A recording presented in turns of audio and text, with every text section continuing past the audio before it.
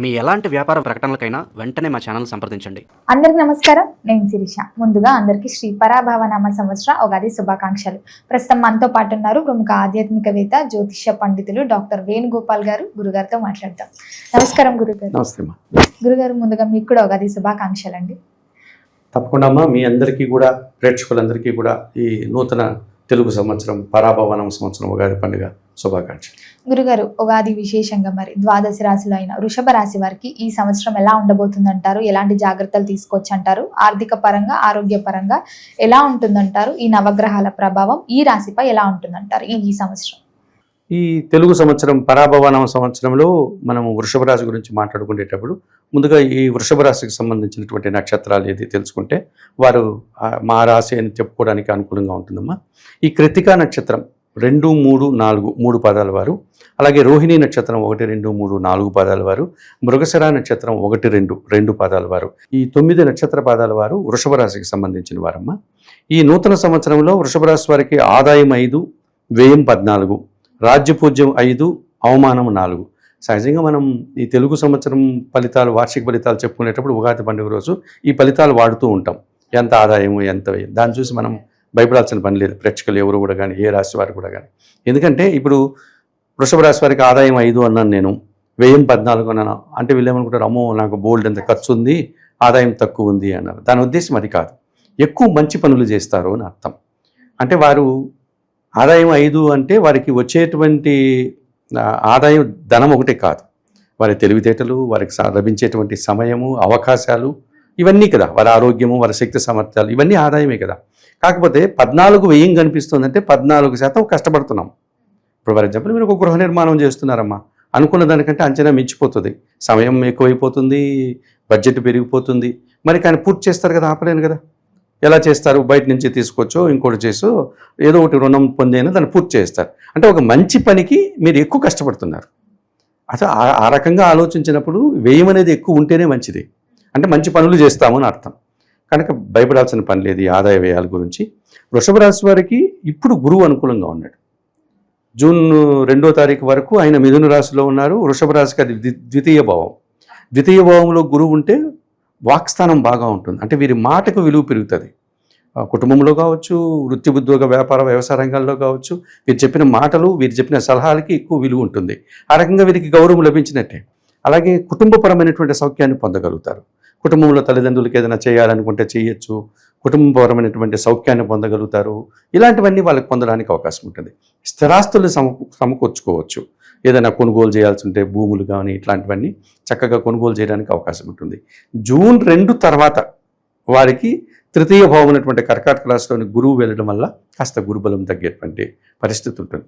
అప్పుడు వీరి మాటకు విలువ ఉండదు, జన సహకారం సరిగా ఉండదు, పెద్దవాళ్ళతోటి వీరికి ఏదో చిన్న చిన్న మనస్పర్ధలు వస్తూ ఉంటాయి, విద్యార్థులకు మంచి ఫలితాలు రావు. ఇలాంటి ప్రతికూల ఫలితాలు ఈ 2026 జూన్ 2 నుంచి వీరికి కాస్త ఇబ్బంది కలిగించే వాతావరణం. అంతవరకు గురువు అనుకూలంగా ఉన్నారు. అంటే ఇంచుమించుగా 50% గురుబలం వీరికి ఉంది. ఇక శని భగవానుడు లాభంలో ఉన్నాడు మీనరాశిలో. సో తప్పనిసరిగా ఈ సంవత్సరం అంతా ఆయన లాభంలోనే ఉంటారు. వీరికి కష్టం ఉంటుంది, ఆ కష్టానికి తగిన ఫలితం ఉంటుంది. వృత్తి ఉద్యోగ వ్యాపారాల్లో వీరికి బోల్డంత అవకాశాలు వస్తూ ఉంటాయి. ఇప్పుడు వ్యవసాయదారులు అనుకోండి, ఒక పంట వేసిన వెంటనే ఇంకొక పంట కూడా వేస్తే మనకి ఫలితం బాగుంటుంది, ఈ సంవత్సరం వర్షాలు పడుతుందని ఇంకో పంట కూడా వాడు వేస్తాడు, పని పెరుగుతుంది, పనికి తగినటువంటి ఫలితం కూడా వాడు పొందగలుగుతాడు కదా.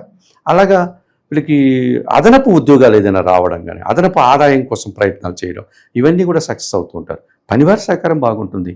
సహజంగా మన వాళ్ళు, ఆడవాళ్ళు కానీ మగవాళ్ళు కానీ ఇంటి నుంచి బయటికి వెళ్ళి పనిచేసేవారు, ఇంటి పట్టు ఉండే వాళ్ళు ఈ రోజుల్లో తగ్గిపోయారు. మనం పూర్వంలో అనుకునే వాళ్ళం కానీ ఇప్పుడు మగవాళ్ళ కంటే ఆడవాళ్ళే బాగా పనిచేస్తున్నారు.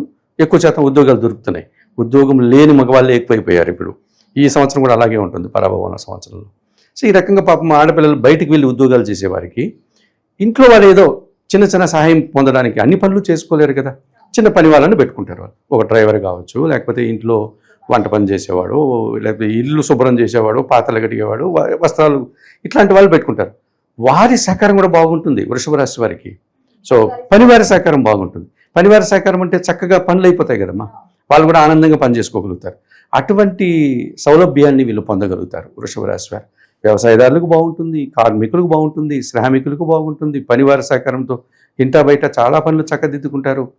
మీరు చేసిన పనిలో ఇంకో విషయం ఏమంటే మనం ఎక్కడైనా పని చేస్తున్నామంటే ఆ పని మన దగ్గర చేయించేటువంటి సంస్థ లేకపోతే మన పై అధికారులు వారుగా తృప్తి చెందాల్సింది. ముందు మనం తృప్తి పొందాలి కదా. మనం పనిచేసే చోట ఒక సంతృప్తి అనేది మనకు లభిస్తే ఆనందంగా పనిచేస్తాం, ఇంకొంచెం ఎక్కువ పనిచేస్తాం. సో అటువంటి తృప్తిని ఈ సంవత్సరం వృషభ రాశి వారు వృత్తి ఉద్యోగ వ్యాపారాల్లో పొందగలుగుతారు. అది మంచి ఒక శుభ సూచకంగా చెప్పుకోవచ్చు. ఇక దశమ భావంలో రాహు సంచారం ఉందమ్మా. 2026 డిసెంబర్ 5వ తారీఖు వరకు దశమంలో రాహు వీరికి 50 నుంచి 60% సహకరిస్తున్నాడు.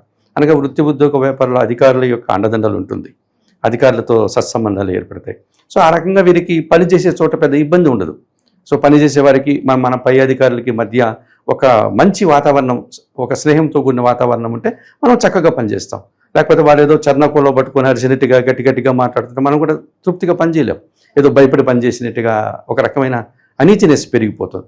అట్లాంటి వాతావరణం ఉండదు. కానీ డిసెంబర్ 5 తర్వాత ఈ రాహువు భాగ్యంలోనికి వెళ్తాడు, మకర రాశిలోకి వెళ్తే అప్పుడు తండ్రి విషయంలో కాస్త జాగ్రత్తలు, అంటే తండ్రి ఆరోగ్యం విషయంలో ఏదైనా చిన్న అనారోగ్యాలు చేసినా దాన్ని నిర్లక్ష్యం చేయకుండా తగు జాగ్రత్తలు తీసుకోవడం, వెంటనే అతనికి కావాల్సినటువంటి మనకు అనారోగ్యానికి సంబంధించిన ఆ చర్యలు ఏదైనా తీసి దాన్ని పోగొట్టే ప్రయత్నం చేయడం, కాస్త ఆయన దగ్గరుండి చూసుకోవడం, ఇలాంటి కార్యక్రమాలు చేసుకోవాలి. దుబారా ఖర్చులు పెరిగిపోతాయి. భాగ్యంలోకి రాహు వస్తే విదేశీ వ్యవహారాలు కూడా ప్రతికూలంగా మారుతాయి. అనవసరమైన ఖర్చులు, అనవసరంగా సమయం మనం వృధా చేసుకోవడం, ఇలాంటివి కనిపించేటువంటి వాతావరణం. ఇక కేతువు వారికి చతుర్థ భావంలో ఉన్నాడు. ఏదో కుటుంబపరమైనటువంటి ఒక చిన్న నిరాశ వెంటాడుతూ ఉంటుంది. సొంత కుటుంబంలో తల్లి ఆరోగ్య విషయం కావచ్చు, తండ్రి ఆరోగ్య విషయం కావచ్చు, వీరికి సంతానం విషయం కావచ్చు, ఏదో ఒక చిన్న నిరాశ మాత్రం వెంటాడుతూ ఉంటుంది. అది ఎంతవరకు ఉంటే డిసెంబర్ వరకు. డిసెంబర్ 5 నుంచి మళ్ళీ కేతువు కర్కాటక రాశిలోకి వెళ్ళిపోతున్నాడు. అది తృతీయ భావం అవుతుంది. తృతీయ భావంలో కేతు ఉంటే చక్కగా నిరాడంబరంగా పనులన్నీ అయిపోతాయి. జన సహకారం బాగా ఉంటుంది. ఏదైనా మనం తీర్థయాత్రలు చేయాలంటే, పూజలు చేయాలన్నా, యజ్ఞయాగాదాలు అన్నీ చక్కగా చేసుకోగలుగుతాం. డిసెంబర్ 5 వరకు కేతువు ప్రతికూలంగా ఉన్నాడు. డిసెంబర్ తర్వాత రాహువు ప్రతికూలంగా ఉన్నాడు. జూను 2 వరకు గురువు బాగున్నాడు. 2 తర్వాత గురువు ప్రతికూలంగా ఉన్నాడు. ఇక శని భగవానుడు వీరికి పూర్తిగా సహకరిస్తున్నారు. అంటే జూన్ 2 తర్వాత గురువు ప్రతికూలంగా లేడు కాబట్టి ఏదైనా మనకు గురు సంబంధమైనటువంటి ఆలయాలు చాలా ఉన్నాయమ్మా. మనము సాక్షాత్తు పరమశివుడే గురువు అనుకుంటే దక్షిణామూర్తి, అలాగే మహావిష్ణువు గురువు అనుకుంటే హయగ్రీవ స్వామి, వీళ్ళని దర్శనం చేసుకోవచ్చు, వీళ్ళ స్తోత్రాలు చదువుకోవచ్చు. మాకు అందుబాటులో అలాంటి దేవుళ్ళు ఊరు లేరండి అనేటువంటి మామూలు కొంతమంది వ్యక్తులు అంటూ ఉంటారు. దత్తాత్రేయ స్వామి వారు ఉన్నారు మనకు, అలాగే రాఘవేంద్ర స్వామి ఉన్నారు. ఇటువంటి గురు సంబంధమైనటువంటి వాళ్ళ ఆలయానికి వెళ్ళడం, వారికి పసుపు వర్ణపు పూల మాలను స్వామివారికి అలంకరించడం, పసుపు వర్ణపు పండ్లు అంటే చిన్న అరటి పండ్లు కావచ్చు, ఆరెంజ్ కావచ్చు, అలాంటివి వారికి సమర్పణ చేయడం, వారి చరిత్రలు చదువుకోవడం. ఇప్పుడు దత్తాత్రేయ స్వామి వారి చరిత్రని మనం గురు చరిత్ర అంటాం. అట్లాంటివి చదువుకోవడం వల్ల గురుబలం పెరిగేటువంటి సూచన ఉంటుంది.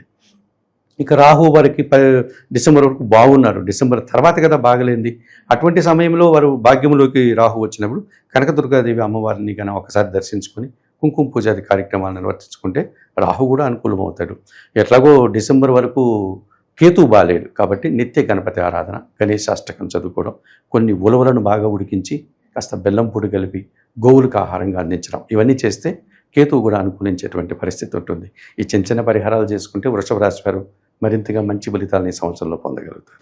గురుగారు, మొత్తం మీద ఈ ఏడాదిలో వృషభ రాశి వారికి ఎలా ఉండబోతుంది, ఎలాంటి జాగ్రత్తలు తీసుకోవాలో తెలియజేసేందుకు ధన్యవాదాలండి. మంచిది.